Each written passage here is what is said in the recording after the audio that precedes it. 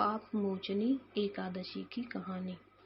धर्मराज युधिष्ठिर बोले, हे जनार्दन, चैत्र मास के कृष्ण पक्ष की एकादशी का क्या नाम है तथा उसकी विधि क्या है? कृपा करके आप मुझे बताइए।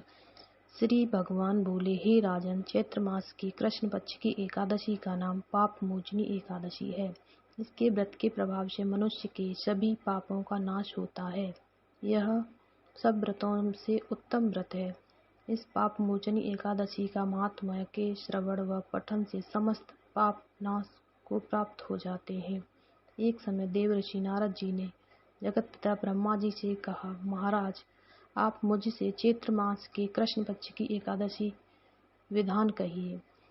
ब्रह्मा जी कहने लगे कि हे नारद, चैत्र मास की कृष्ण पक्ष की एकादशी पाप मोचनी एकादशी के रूप में मनाई जाती है।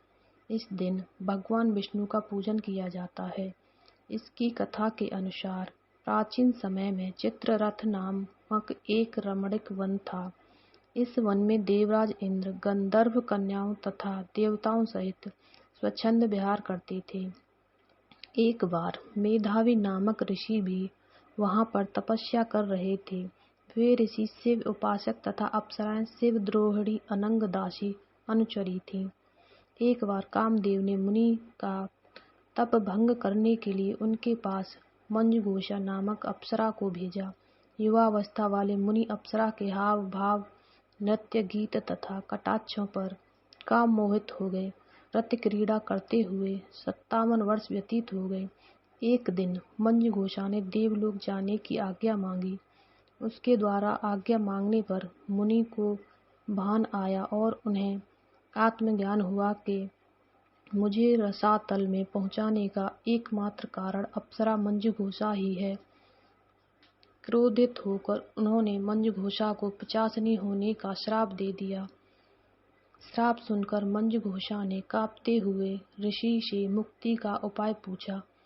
तब मुनि ऋषि ने पाप मोचनी एकादशी का व्रत रखने को कहा और अप्सरा को मुक्ति का उपाय बताकर पिता च्यवन के आश्रम में चले गए।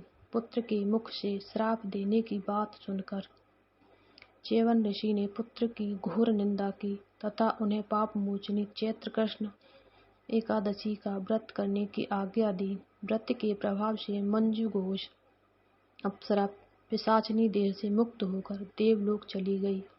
अतः हे नारद, जो कोई मनुष्य विधि पूर्वक इस व्रत को करेगा उसके सारों पापों की मुक्ति होना निश्चित है।